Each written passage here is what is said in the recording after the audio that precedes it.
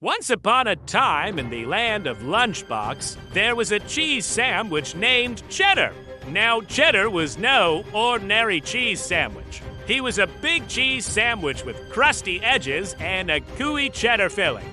But, sadly, Cheddar was just a sandwich that sat on a plate all day long. And his one cheese dream was to be a hero every morning when the sun rose. The Lunchbox heroes would put on their capes and go off on adventures. They'd battle the evil tuna pie, foil the villainous plots of the microwave, and stop the sugar plums from taking over the pantry. But Cheddar just sat on the plate, watching the heroes leave, his cheese heart growing heavier and heavier with each passing day. "Why can't I be a hero?" he sighed. One day, Cheddar was a little cheesier than usual. As he sat on the plate, he heard a tiny voice inside of him say, "Stop dreaming and do something." Cheddar looked around. Who said that? But there was no reply. So Cheddar decided to follow his heart and take matters into his own hands. He took a deep breath, stood up on his plate, and said, "I may not be the most handsome or the strongest, but by cheese, I will become a hero." Just then, a pickle tumbled past him.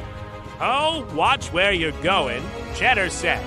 The pickle wiped his eyes. "Sorry, I'm in a hurry to get to the fridge before the humans open it again. You see, my name is Dill, and I am on an adventure to find the most delicious burger in the land."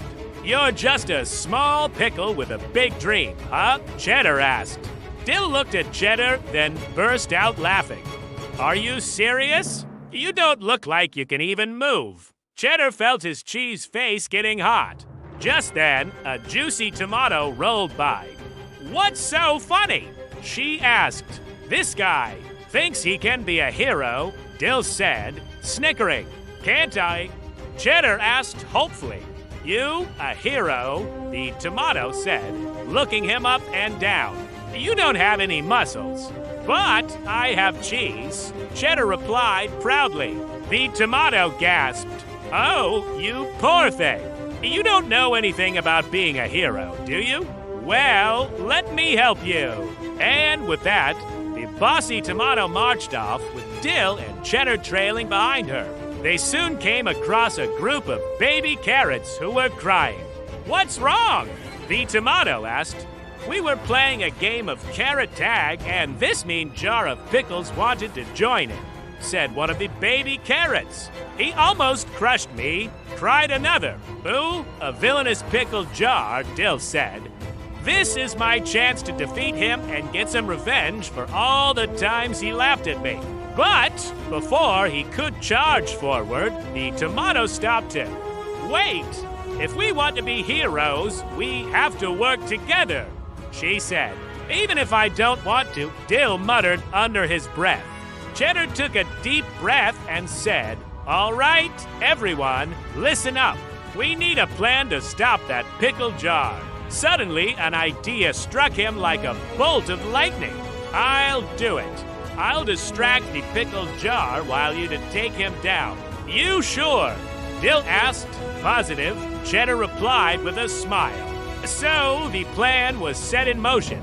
Cheddar bravely stood up to the pickle jar, saying, "Hey you, pick on someone your own size." The pickle jar laughed. "Oh, I'm so scared," and he lunged toward Cheddar. But just then, Tomato tackled him and Dill sliced him into pieces. "It's over," the tomato said triumphantly. "From now on, we'll protect the Lunchbox together."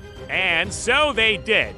They became the greatest heroes the Lunchbox had ever seen. As for Cheddar, he learned that even a silly cheese sandwich can be a hero if he believes in himself.